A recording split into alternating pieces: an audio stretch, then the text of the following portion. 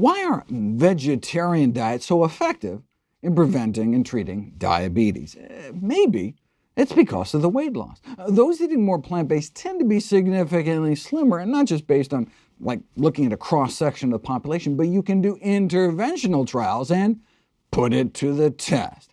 A randomized, controlled, community-based trial of a whole food plant-based diet. The key difference between plant-based nutrition and other approaches to weight loss is that participants were formed to eat the whole food plant-based diet ad libitum, meaning eat as much as you want. No calorie counting, no portion control, just eat. It's about improving the quality of food rather than restricting the quantity of food. And then, in this study, they had people just focus on diet rather than increasing exercise, just because they wanted to isolate out the effects of eating healthier.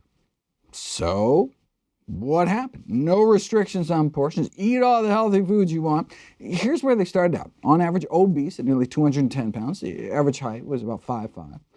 3 months in, they were down about 18 pounds. 6 months in, more like 26 pounds down. But you know how these weight loss trials go. I mean, this wasn't an institutional study where they locked people up and fed them. No meals were provided. They just informed people about the benefits of plant-based eating and encouraged them to do it in their own lives, their own families, and their own homes and communities. And so, typically what you see in these so-called free living studies is that, weight loss at 6 months, but then by a year the weight creeps back, or even worse. But in this study, they're able to maintain that weight loss all year.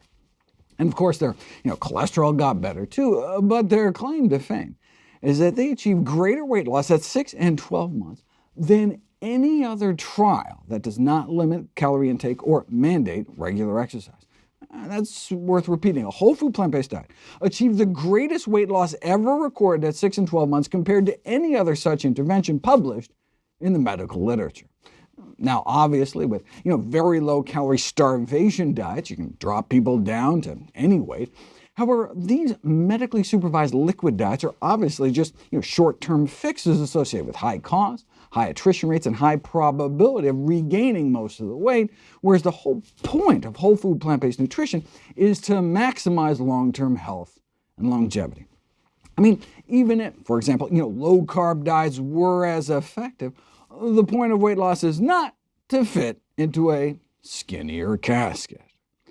Studies on the effects of low-carbohydrate diets have shown higher rates of all-cause mortality, meaning a shorter lifespan, decreased artery function, worsening of coronary artery disease, and increased rates of constipation, headaches, bad breath, muscle cramps, general weakness, and rash. And yet, still not as effective as the diet that actually has all the good side effects like decreasing risk of diabetes beyond just the weight loss. Yes, the lower risk of type 2 diabetes among vegetarians may be explained in part by improved weight status. However, the lower risk also may be explained by higher amounts of ingested dietary fiber and plant protein, the absence of meat and egg-derived protein and heme iron, and a lower intake of saturated fat. Most studies report the lowest risk of type 2 diabetes among those who adhere to strictly plant-based diets. This may be explained by the fact that vegans, in contrast to vegetarians, do not eat eggs, which appear to be linked to higher diabetes risk.